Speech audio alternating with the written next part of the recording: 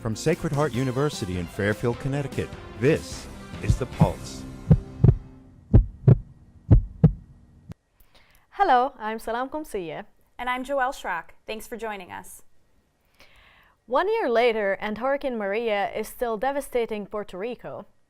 On Wednesday, the entire island lost power and was blacked out once again. Puerto Rican family displaced by Hurricane Maria traveled to Senate offices in Washington, D.C. Their goal to urge fast action to help the desperate situation that remains on the island. Judith Dacory Prieto has the story. 6 months after Hurricane Maria, Puerto Ricans are still struggling to survive without power, a roof over their heads, or drinking water as they continue to wait for FEMA's aid. Approximately a quarter of Puerto Rico's residents are still in the dark. Thousands of displaced Puerto Ricans are abandoned in hotels in states across the country. On March 20, on the 6-month anniversary of Hurricane Maria, displaced families living in Connecticut visited the U.S. Senate offices in Washington, D.C. to demand the U.S. administration fast and efficient delivery of aid for the island. Vamos a subir a la oficina de la senadora Markowski de Alaska. Ella es la que está a cargo de la Comisión de Energía y de Recursos Naturales, que es una comisión que controla la energía en Puerto Rico, especialmente a PREPA. Upon arriving at Senator Murkowski's office, the Puerto Rican families asked to speak with her. The senator at an essential meeting was unable to meet them. The families waited, chanted words in support of the island until the senator or a representative could hear them. Puerto Rico, escucha. Estamos en la lucha. Puerto Rico, escucha. Estamos en la lucha. Llega María y tenemos la crisis humanitaria causada por los estragos de María.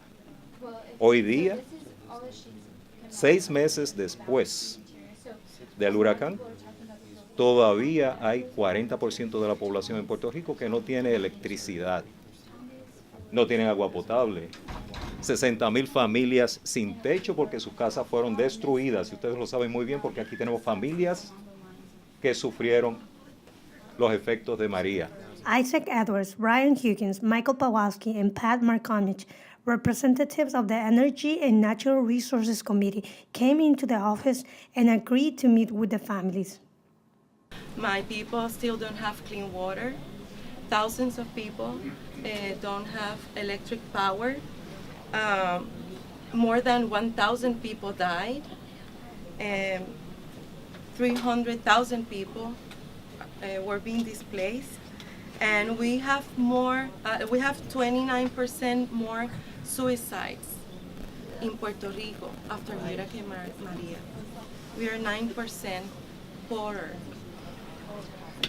And we are a colony of the United States. So we demand that you pay attention to our situation. We are living a humanitarian crisis, but this Congress created a political disaster. So please fix it.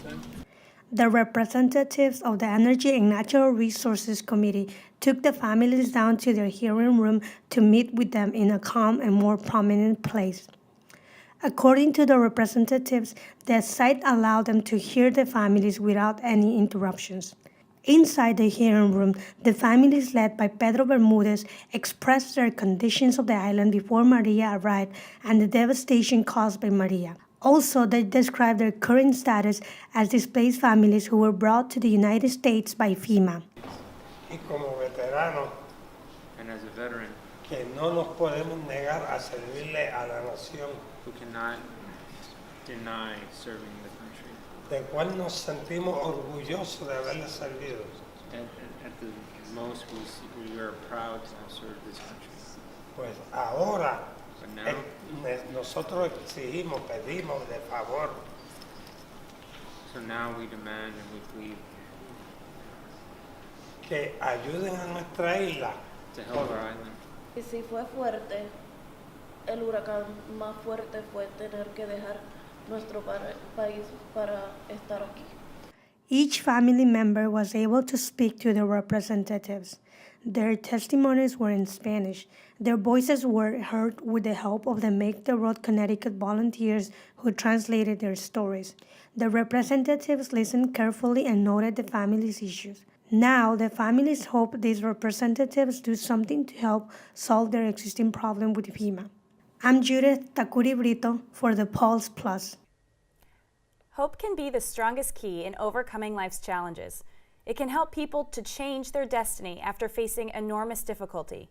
Dr. Brian Jenkins was once homeless and went on to become an executive director at the Thomas Merton Center in Bridgeport. Here's our reporter, Fawad Alamalki, with the story.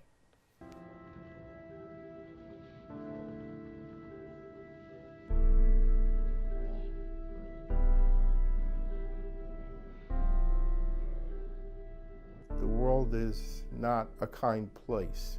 I was not a bad person or a dangerous person. I was a victim to, life.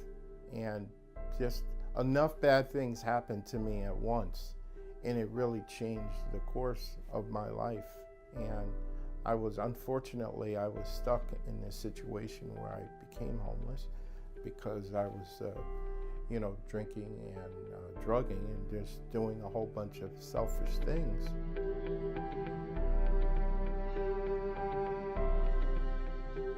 I know that sometimes it takes people down a dangerous path and they end up doing bad things, but it doesn't mean that, they want to or they enjoy doing those things. It's really about survival. But many people, given the opportunity, will change their life, and you'll see, a different person. It was an extremely painful period in my life. There were 3 events that changed my life. The first was my divorce, of course. The second, my mother was ill and she passed away. And the third is I lost my job. And all of that happened within a 3-month period of time.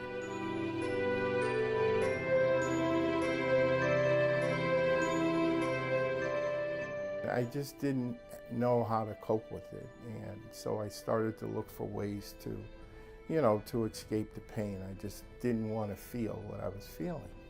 So I started drinking a lot, and over a short period of time, that drinking led to some drug abuse, and I became addicted to cocaine, actually. And so for the next 4 or 5 years, I ended up just being an addict.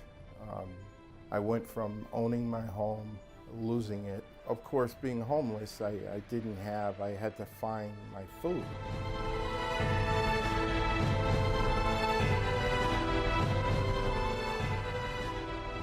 So someone told me about this place called the Merton Center. So I came here and had a wonderful meal. The people were really nice. I felt safe when I walked in the door. By being here, my life would totally change. Housing, which was an immediate need, was solved. The other thing was I needed a job. And there was a person that was volunteering at the treatment center. He offered me a temporary job to do filing.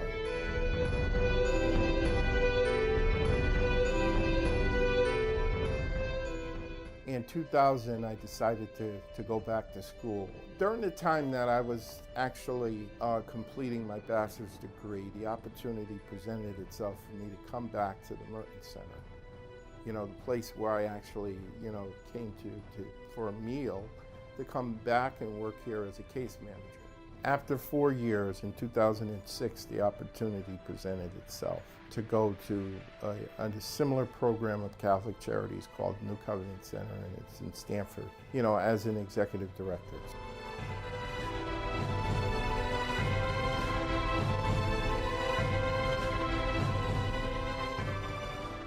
I got married in 2004. My wife, she, began to express interest in going back to school to receive her doctorate. So, at some point, the idea of me going, enrolling in a PhD program was very intriguing. I never imagined even having a master's degree. It took me 7 years, and I finally finished my dissertation and received my doctorate in 2014.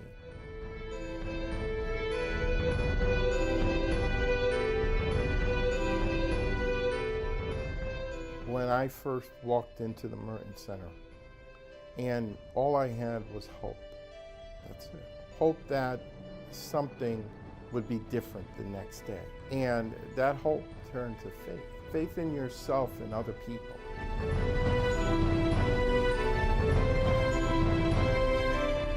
This is Fuad Al-Malki reporting for The Pulse from Bridgeport, Connecticut.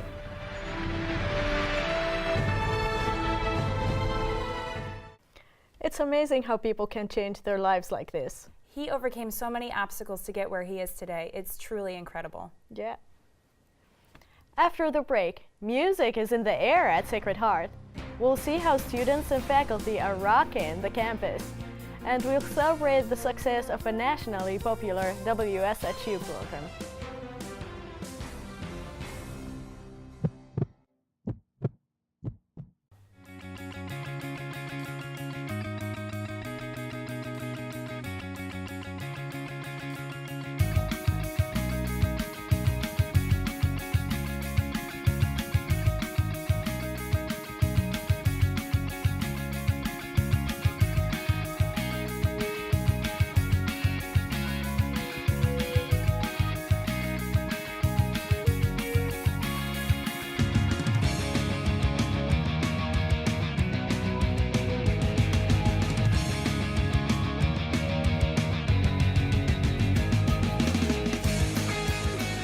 I started at Sacred Heart University in 1999. It's been incredible to see the changes we've gone through. Clearly we were on a growth path for many years, and I think all the signs were leading towards us becoming a school. Being a school of communications allows us a lot of flexibility. It makes us more competitive with other schools. It's like we've really arrived, and I think we got here because of the great students who came before and kind of brought us to this point. Becoming a school really acknowledges all the amazing work that our students, our staff, and faculty do. Students get involved immediately here. You don't have to wait until you're a junior. You could come in as a freshman and get involved. We have organizations and clubs. It's very much about the future. So it really is about what we can do moving forward. That this is going to set us up so that our graduate programs are going to be able to grow and improve, that our undergraduate programs are going to grow and build. All that's going to help us do what we've been doing all along even better.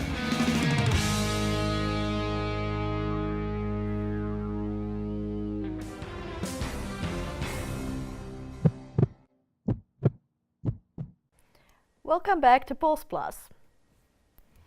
Rock music, more than just leather jackets and attitude.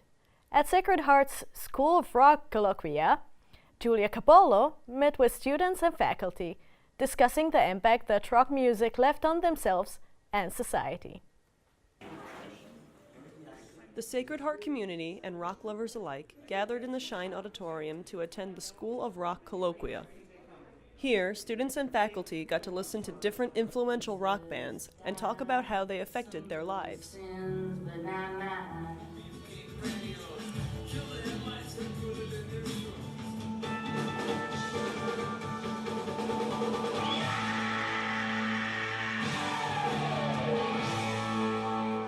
Like you have to love that 70s.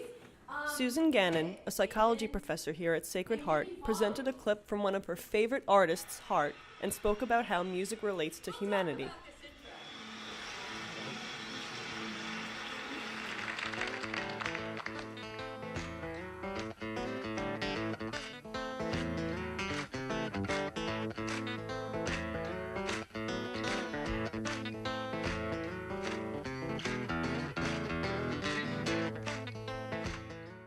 Music educates all of our feelings, all of our sentiments, the power, the soulfulness, all of those things that make us the most perfectly and beautifully human.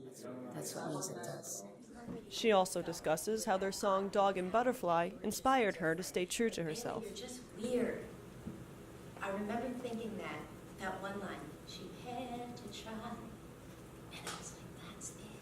You just have to try. You just have to keep being yourself.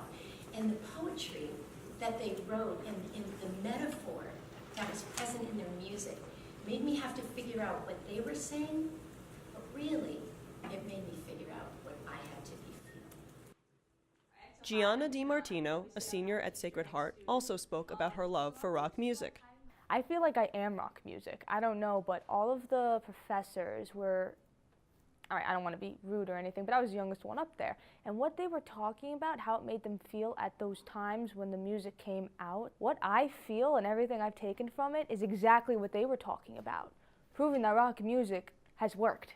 And like everything that it has still lives on and like inspires people. And I feel like that's what I am, really. I really feel like rock music has helped me grow up into this individual that I really am and not really to follow anybody else.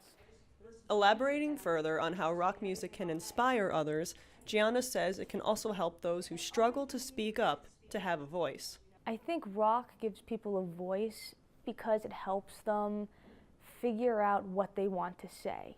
It helps them identify and it gives them a voice that way. Or in some people's cases, it helps them get more extroverted, more outgoing, and they find a voice that way. I always had a voice. I wasn't afraid to talk to adults when I was younger, but that would be my icebreaker. I don't know, I was just more comfortable with people who were older, and I would just say, hey, do you like Elvis? And I would just start a whole conversation that way. Here I am as a 21-year-old, and I'm able to talk to my professors well, I'm able to talk to anybody. I'm not really afraid.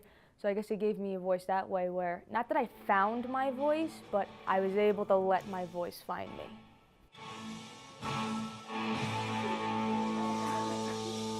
In Fairfield, this is Julia Capolo reporting for the Pulse Plus. WSHU Public Radio's nationally syndicated program, Sunday Baroque, is celebrating its 30th year on the air. The show is broadcast on over 170 stations across the country. Let's tune in with host Suzanne Bona. This is Sunday Baroque. I'm Suzanne Bona. I have an impression in mind of where the show's going to go and some concepts in mind of what sort of themes I want to grab onto and I want to build on.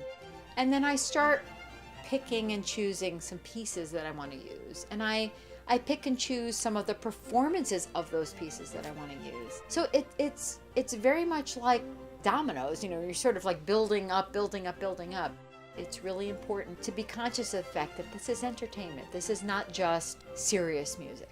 There's something really buoyant and energetic, and I think that there's something really sort of serene and lovely, and I really try to sort of pair those and provide that kind of contrast and provide that kind of complete experience.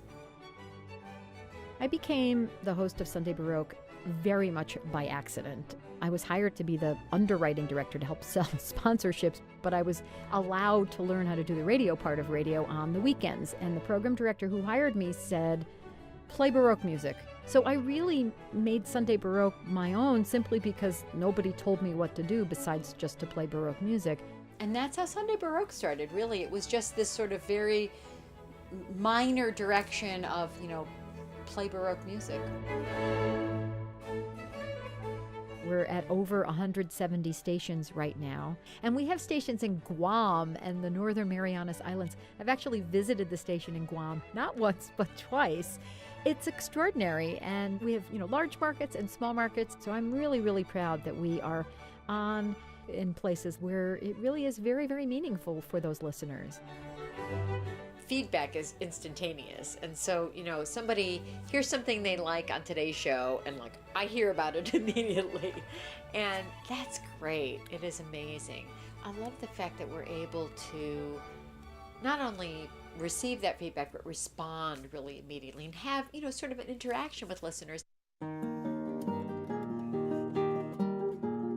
There are two dynamos who are based at WSHU Public Radio in Fairfield. That would be Julie Fredino and Joelle Schrock. They load the music from the CDs on the library that is housed at WSHU.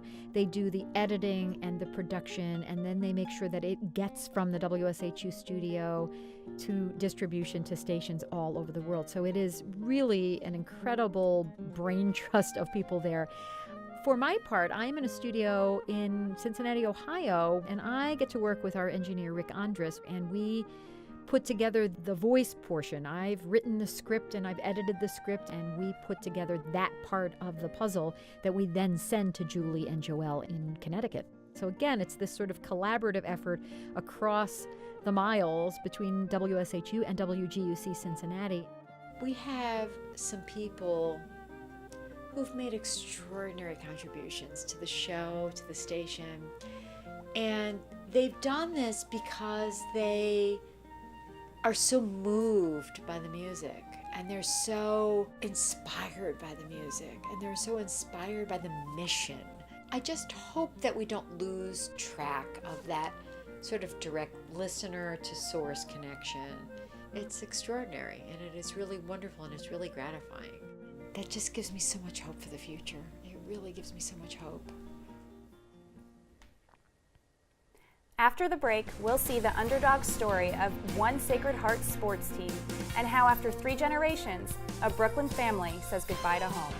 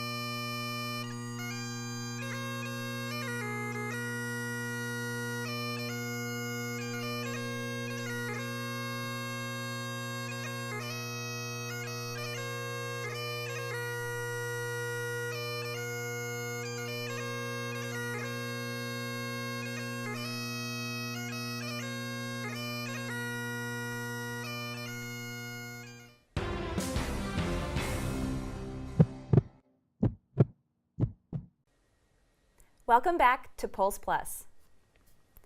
Sacred Heart University's women's ice hockey team participated in the first annual New England Women's Hockey Alliance Tournament, NUHA.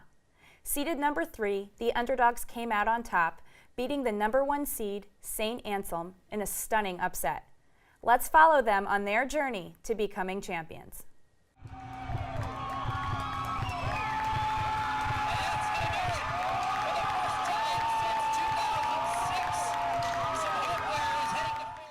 The New England Women's Hockey Alliance Tournament was held for the first time this year. Sacred Heart University's women's ice hockey team was seeded number 3 going into the tournament, but came out on top as number 1. The key to them winning it all? The players say it was a combination of a lot of heart, but also their biggest motivator, their coach. Hands down, coach. Like he took it to a whole new level this year. He won Coach of the Year this year for the NUHA conference, and he just knew exactly how to motivate us. It's different from past years. I think he was, the more we gave into the program, the more he gave back into the program. So it just really helped us. His motivation really brought the fire into us, and before the game he said, look to the person to the right and look to the person to the left, and we all just got this like shiver within us, and it all really motivated us and got us ready to go. Coach O'Malley claims that there is one quote that the team truly embodies and has followed throughout the season's journey, and that is, champions behave and play like champions, long before they are champions. This quote represents the players' work ethic, as they not only won the NUHA tournament, but they now hold the school's program record for most wins in the season, 27. They were motivated. Myself and Coach Catherine Paletti added to their motivation. The team was just playing with total confidence. They knew they could win that game, to win both those games. And, they just went out there and did it. It was just a great group of players, but more importantly, a great group of people. It was just a lot of fun this year. I think our belief in each other, we weren't necessarily the more skilled team by any means against a lot of these teams, but we all believed in each other and our hard work. We outworked all these teams hands down. Our drive to compete and play even when we have ups and downs, sets our team apart from everyone else. We had like adversity throughout the year, we had injuries like every other team, but that's when we came out and played our best games. Whatever it was, we could always come over it and win.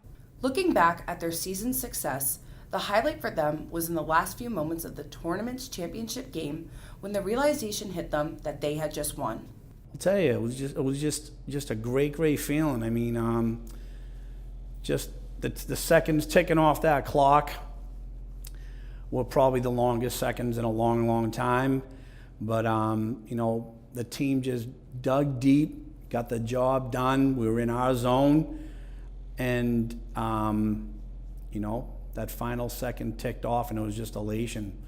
You know, I mean, just walking out onto that ice, you know, to greet the team and meet the team after they had just won one of the biggest games in the program history, the biggest game in the program history. At that point in time, I was thinking about how it's all going to be over in 1 minute and 24 seconds, but I couldn't ask for a better way for my career to end than to win this game and to win this championship. So it was honestly the best feeling I've felt in my whole career playing hockey. As for Coach O'Malley, he has 3 words that express how he truly feels about this team and the overall season. You know, just humbled, thankful, and blessed.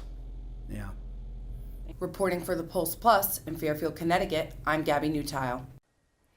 A simple red brick house in the middle of Brooklyn. This was home for a family from generation to generation. However, with the recent passing of the owners, this home is now up for sale. And for the family that gathered there, it is time to say goodbye. Ed Nasser has the story. Welcome to Bay Ridge, Brooklyn, home of the world's greatest bagels and egg sandwiches, the finest pizza in the entire country,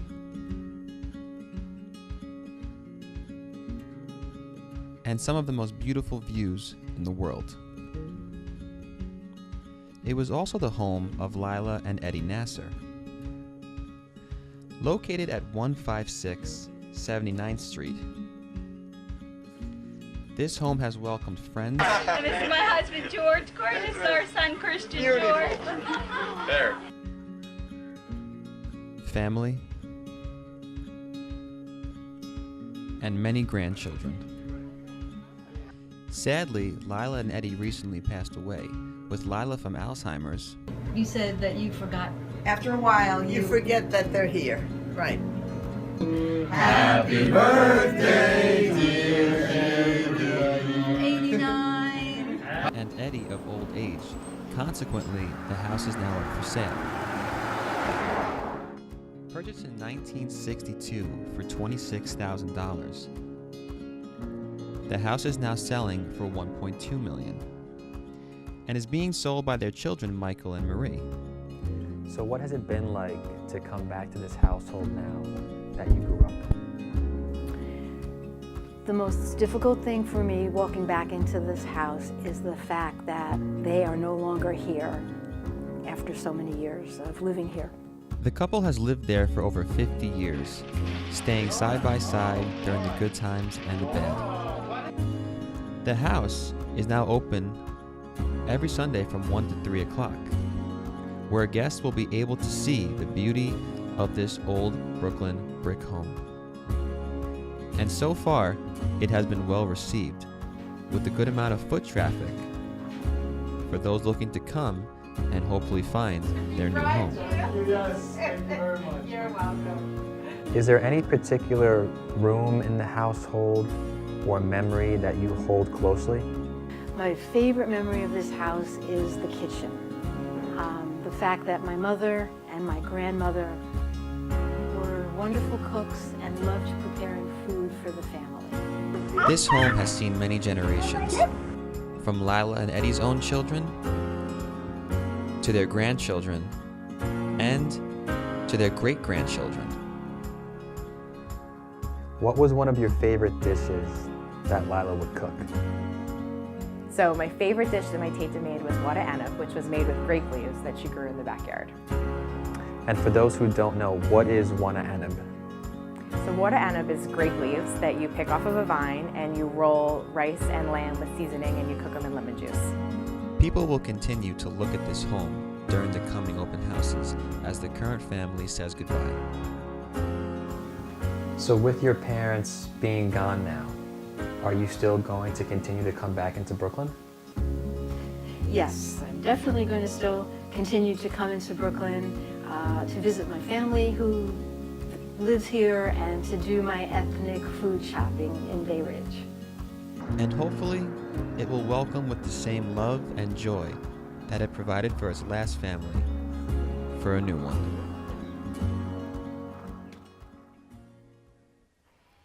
I can totally reflect on that. I've been away from home for a long time and I miss it so much. Do you want to go back? I mean, yeah, for a visit. Let me know if you want a travel buddy. I'll go with. Sure.